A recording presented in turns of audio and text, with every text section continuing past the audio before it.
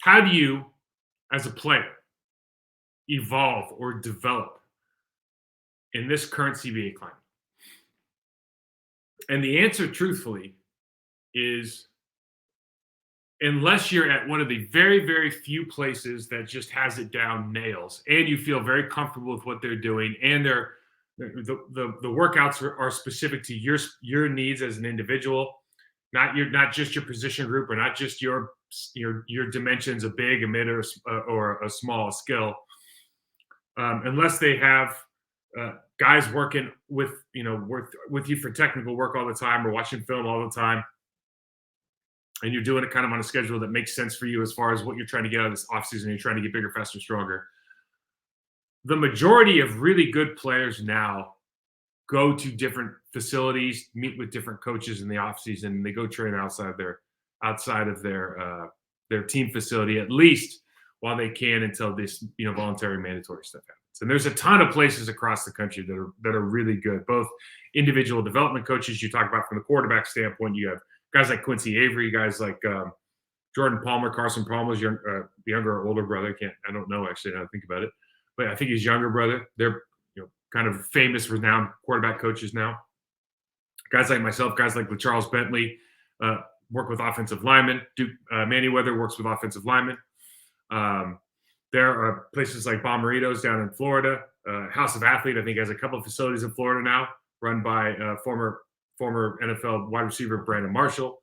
They've got a bunch of guys that come together and are just putting in work. Roy Holmes is working the one in Miami. He was an exo strength coach. He's a phenomenal development coach. So if you're trying to get bigger, faster, stronger, that's a place that you want to show up and work with. Not only that, but you're also getting to mind meld and integrate with all these players across the league in different buildings, learning different things, hearing things from different voices. Because even if you're running the same scheme as somebody across the country, that coach, that coordinator, that quarterback, they're going to be implementing that with different language, different thought processes, even the repercussions are the same. Something might hit different to your ear. Something that I do in preparation might not be something that you do in preparation. And we can learn from that and bringing all those people together in one place voluntarily, like you're actually paying money in most of these cases to go work with these people, right?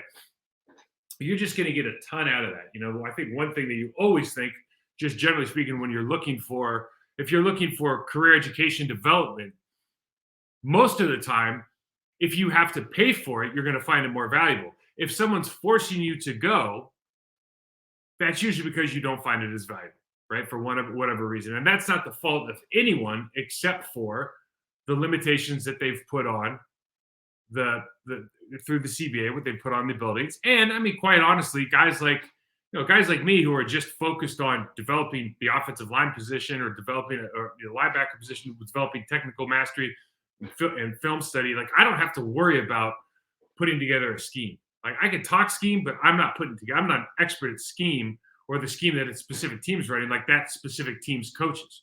So all my time's invested in how am I going to get you better. And I'm talking about the guys like myself, the guys like me, the guys that are in a position I'm in. So I'm going to naturally just have an advantage against a coach that's necessarily maybe in the, because I can focus all my efforts on getting that one, that two, that four, that five people to play at a much, much higher level from an individual standpoint than maybe you can when you're in a building. So I hope that answers that question. And it's not a perfect science.